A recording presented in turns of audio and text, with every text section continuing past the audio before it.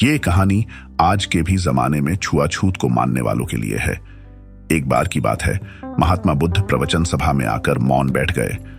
शिष्य समुदाय उनके इस मौन के कारण चिंतित हुए कि कहीं वे अस्वस्थ तो नहीं हैं।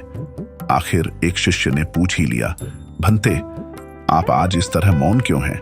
वे नहीं बोले तो दूसरे शिष्य ने फिर पूछा, गुरुदेव, आप स्वस्थ तो हैं? बुद्ध फिर भी मौन ही बैठे रहे। इतने में बाहर से एक व्यक्ति ने जोर से पूछा, आज आपने मुझे धर्म सभा में आने की अनुमति क्यों नहीं दी?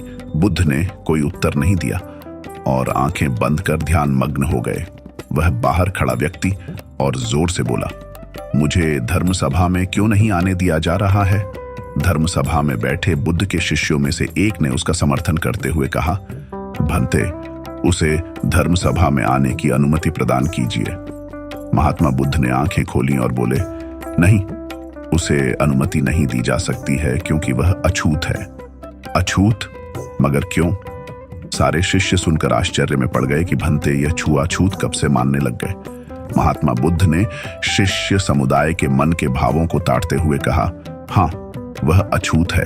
वह आज अपनी पत्नी से लड़कर आया है। क्रोध से जीवन की शांति भंग होती है। क्रोधी व्यक्ति मानसिक हिंसा करता है। इस क्रोध के कारण ही शारीरिक हिंसा होती है। क्रोध करने वाला अछूत होता है क्योंकि उसकी विचार तरंगें दूसरों को भी प्रभावित करती हैं। उसे आज धर्म सभा से बाहर ही रहना चाहिए। उसे वहां खड़े रहकर पश्चाताप की अग्नि में तपकर शुद्ध होना चाहिए।